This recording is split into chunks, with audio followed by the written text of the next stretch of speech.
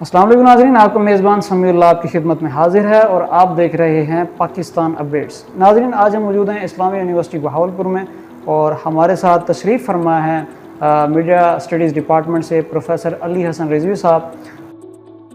तो आज इनसे गुफ्तगू का आगाज़ करते हैं जो पाकिस्तान में हालिया वाक़यात हो रहे हैं जिनमें मलाला यूसुफ़ज़ई का बयान, हामिद मीर साहब का जो एक इशू चल रहा है पूरे पाकिस्तान में, इसके साथ साथ मीडिया के हवाले से बात करेंगे। क्या पाकिस्तान का मीडिया अपनी आज़ादी से आज़ादी राय से काम करता है? और इसी के साथ साथ हाल ही में यूरोप में जो एक मुसलमान फैमिली के साथ वाक़या हुआ और उसको यूरोपियन मीडिया किस हवाले से बता रहा है। तो सर, बहुत शुक्रिया, आपने अपना कीमती वक्त हमारे लिए निकाला। तो करते हैं गुफ्तगू का आगाज़ अपने इस सवाल से कि मलाला यूसुफ ने ये जो बयान दिया है कि एक मर्द और एक औरत अपनी रजामंदी से बग़ैर निकाह के रह सकते हैं, तो इस हवाले से आप क्या कहेंगे? लेकिन मलाला यूसुफ़ज़ई ने जो बयान दिया है और उस हवाले से हमारे बहुत से जो लोग हैं वो एक उसको ये मानी पहनाने की कोशिश कर रहे हैं कि जनाब उनके बयान का सियाक़ो सबाक़ जो है वो देखा जाना चाहिए और उन्होंने ये बयान इस कॉन्टेक्स्ट में नहीं दिया। लेकिन मसला यह है कि जब आप नोबेल प्राइज़ याफ्ता हो जाते हैं तो आप एक सेलिब्रिटी हो जाते हैं। जब आप एक सेलिब्रिटी हो जाते हैं तो फिर आपकी एक एक बात को लोग पिक करते हैं। ऐसा नहीं होता कि जनाब आप सेलिब्रिटी तो बन जाएं लेकिन लोग आपकी बातों को छोड़ दें। मैं तो ये समझता हूँ कि चाहे ये बयान रेफरेंस टू कॉन्टेक्स्ट से हट के भी है, लेकिन फिर भी आपको जब आप एक सेलिब्रिटी बनते हैं तो आपको अल्फाज के चुनाव में एहतियात करनी चाहिए।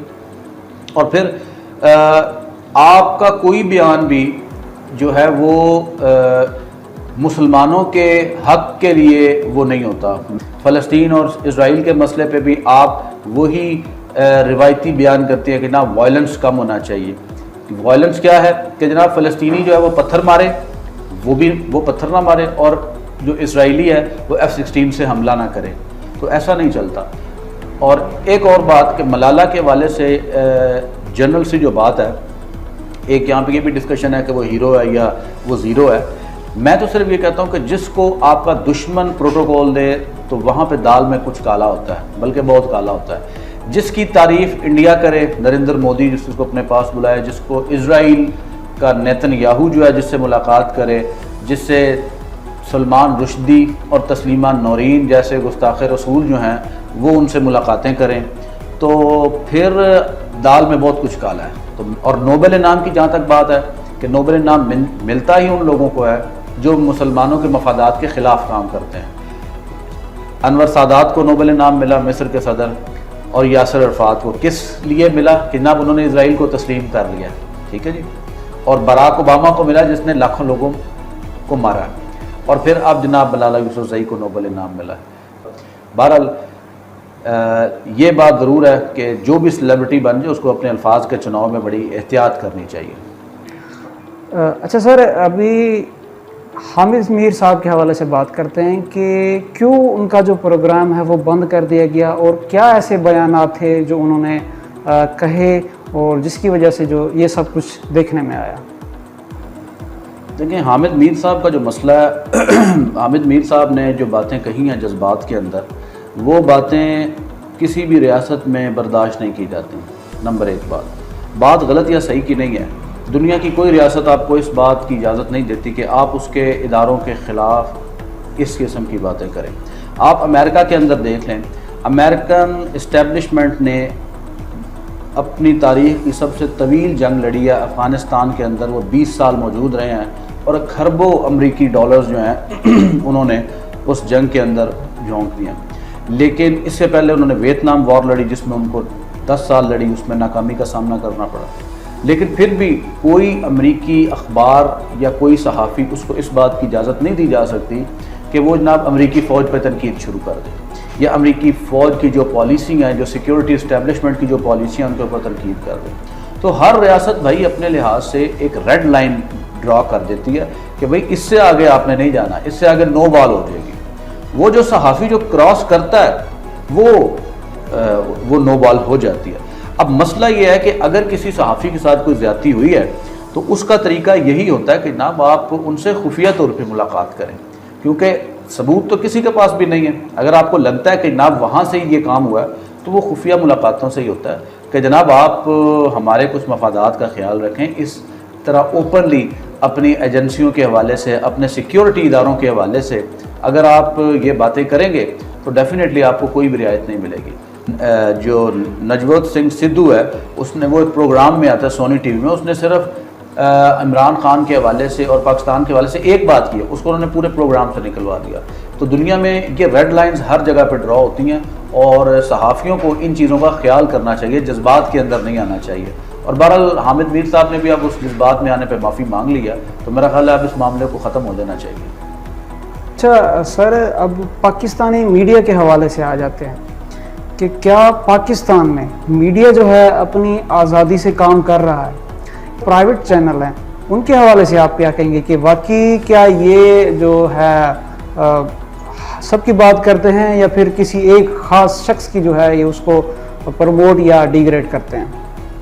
دیکھیں, جو پرائیویٹ میڈیا ہے, جیسے میں نے ابھی آپ کو بتایا کہ دنیا میں تمام ریاستیں ایک خاص حد تک آپ کو سچ بولنے کی اجازت دیتی ہیں, اس سے زیادہ اجازت نہیں دیتی. آپ یہ اندازہ کر لیں کہ جہاں جہاں امن ہوتا ہے, جہاں جہاں فوج ڈپلوائے نہیں ہوتی, وہاں پہ میڈیا کو جانے کی اجازت ہوتی ہے اور وہاں پہ میڈیا اپنی رپورٹنگ آزادی سے کر سکتا ہے. لیکن جو علاقے جو ہیں وہ ڈسٹربنس کا شکار ہوتے ہیں, جیسے کہ ہمارا قبائلی بیلٹ ہے جو آپ کے پی کے کا حصہ بن چکی ہے, یا بلوچستان ہے, وہاں پہ کچھ ایشوز ہیں, وہاں پہ آپ کو فری میڈیا, وہاں پہ آپ کو کوریج کی اجازت نہیں ملے گی. اس لیے نہیں ملے گی کیونکہ وہاں پہ حالات نارمل نہیں ہیں. وہاں پہ کیا ہو رہا ہے, وہاں پہ آپ کو صرف وہی اسی بات پہ یقین کرنا پڑے گا جو ISPR آپ کو بتائے گا.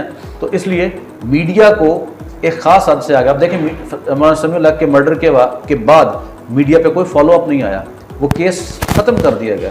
تو یہی میڈیا کی ریڈ لائنز ہوتی ہیں جن کو ہمیں کراس نہیں کرنا ہوتا. میڈیا کے لوگوں کو یہ بات ذہن میں رکھنی چاہیے کہ کوئی بھی ریاست ان ریڈ لائنز کو کراس نہیں کرنے دیتی اور نہ ہی وہ کرنی چاہیے. جہاں تک امن و امان کی صورتحال ہے, جن علاقوں میں لا اینڈ آرڈر کا مسئلہ نہیں ہے, وہاں پہ میڈیا آزاد ہے. آپ دیکھ لیں اقرار الحسن صاحب کا پروگرام ہے, وہ مختلف چیزوں میں وہ سٹنگ آپریشن کرتے ہیں اور جاتے ہیں اور وہ وہاں پہ ان کے جو کرپشن ہے اس کو بے نقاب کرتے ہیں. ٹھیک ہے, میڈیا آزاد ہے, وہاں تک وہ بات کر سکتے ہیں, لیکن آگے سیکیورٹی ایجنسیز کے اوپر یا ہمارے پوری ریاست کے اوپر کوئی ایسا سوالیہ نشان اٹھا دے میڈیا جس کو, جو کہ ہماری ریاست کے لیے نقصان دہ ہو, تو بہرحال اس کی اجازت نہیں دی جا سکتی. سر بڑھتے ہیں اپنے آخری سوال کی طرف کہ حال ہی میں یورپ میں مسلمان جو فیملی ہے اس کا مرڈر کیا گیا. ایک ٹرک ڈرائیور نے جو ہے انہیں کچل دیا اور پھر اس کو جو ہے کسی اور ڈھنگ سے پیش کیا جا رہا ہے یورپ میں, حالانکہ ایسا نہیں ہو, اسلاموفوبیا کے حوالے سے اس کو جو ہے بیان کیا جا رہا ہے. آپ اس بارے میں کیا رائے رکھتے ہیں؟ دیکھیں, میڈیا جو یورپ کے اندر میڈیا, اس میں اسلاموفوبیا تو ایک بڑے پرانے عرصے سے چل رہا ہے, اور خصوصاً اس میں جو بوم آیا ہے وہ 9/11 کے بعد جو امریکہ کے اوپر اٹیک ہوا, اس کے بعد وہاں پہ مسلمانوں کو ایک دہشت گرد کے روپ میں دکھایا گیا. مسئلہ یہ ہے کہ وہاں پہ جب کوئی کرائم مسلمانوں کے خلاف ہوتا ہے تو اس کو وہ ہیٹ کرائم کا نام دے دیتے ہیں, اور جسٹ ایک اور کسی قسم کا کرائم تاکہ اس کی انٹینسٹی کم ہو, وہاں پہ اس کو ٹیررزم کا نام بڑی مشکل سے دیا جاتا ہے. ابھی میں یہ دیکھ رہا تھا جب یہ کینیڈین مسلم فیملی پہ اٹیک ہوا ہے تو بہت سے میڈیا چینل جو یورپین میڈیا چینلز تھے انہوں نے اس کو ہیٹ کرائم کا نام دیا, حالانکہ 4 بندے مرڈر ہو چکے ہیں. یہی اگر مسلمان جب وہ چاقو سے چند بندوں کو زخمی بھی کر دے گا, چاہے وہ دہشت گردی کی انٹینشن ہو یا نہ ہو, لیکن وہ چونکہ مسلمان کا نام آ جائے گا اس لیے وہ وہاں پہ دہشت گردی ہو جائے گی. تو یہ ان کا ایک ڈوئل سٹینڈرڈ ہے جو کہ اسلام و مسلمز کے حوالے سے, اسلام کے حوالے سے ان کا پورٹریل جو ہے وہ بڑا نیگیٹو ہے. اور جب وہ نیگیٹو پورٹریل کریں گے تو ڈیفینیٹلی عوام الناس چونکہ میڈیا سے بہت زیادہ متاثر ہوتے ہیں, اور ایجنڈا سیٹنگ تھیوری میں بھی ہم نے یہ دیکھا کہ جناب عوام وہی سوچتے ہیں جو کہ میڈیا ان کو دکھاتا ہے. تو جب میڈیا ان کو دکھاتا ہے کہ جناب مسلمان پازیٹیو ہو ہی نہیں سکتا, مسلمان داڑھی رکھ کے اور وہ سر پہ ٹوپی رکھ لیتا ہے اور پھر وہ جناب ہاتھ میں کلاشن کو پکڑ کے وہ بندوں کو مار دیتا ہے, یہ وہاں پہ ایک جنرل امیج ہے مسلمانوں کا. تو جس کے نام کے ساتھ کوئی ایسا سابقہ یا لاحقہ لگا ہوتا ہے اس کو پکڑ لیتے ہیں. ایک بڑا انٹرسٹنگ واقعہ تھا کہ وہ ایک شخص کو ناروے کے ایئرپورٹ کے اوپر صرف اس وجہ سے روک لیا گیا کیونکہ اس کے نام کے ساتھ حافظ لگتا تھا. اب وہ انہوں نے یہ کہا کہ جناب آپ کا حافظ سعید سے کیا تعلق ہے؟ انہوں نے کہا جی حافظ ہونے کا حافظ سعید سے کوئی تعلق نہیں ہے، یہ تو جسٹ قرآن کو یاد کرنے کی بات ہے۔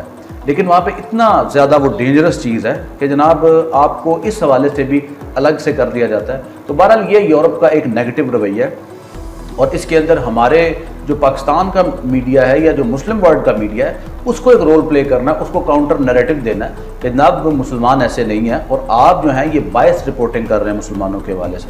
تو بہرحال ہمارے پرائم منسٹر نے اس حوالے سے اور ترک صدر نے اس حوالے سے خاصا پازیٹیو جو کام کیا ہے، انہوں نے وہ اس حوالے سے کافی اچھا رسپانس ان کو دیا، لیکن یہ کنٹینیوس رسپانس ہونا چاہیے تمام مسلم ممالک کی جانب سے، ایک کلیکٹیو رسپانس آنا چاہیے، نہ کہ صرف ایک دو ملک جو ہیں۔ اگر یہ ایسا ہی ہوتا رہے گا تو چند ملک بولیں گے تو پھر یہ چیز ختم نہیں ہوگی بلکہ بڑھتی چلی جائے گی۔ تو اس کو کاؤنٹر کرنے کے لیے ایک اجتماعی کوشش کی ہمیں ضرورت ہے۔